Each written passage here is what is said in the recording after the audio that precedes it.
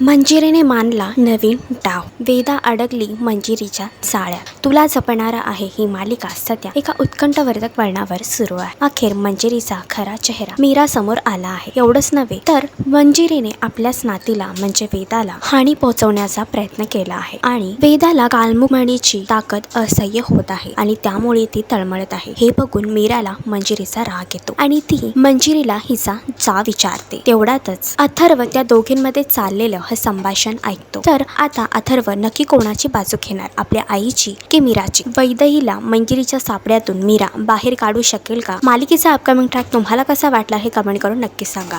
आणि असेच अपडेट जाणून घेण्यासाठी तुम्ही आमचा चॅनल डेली चक्कर रिजनल लाईक, शेअर आणि सबस्क्राईब नक्कीच करा.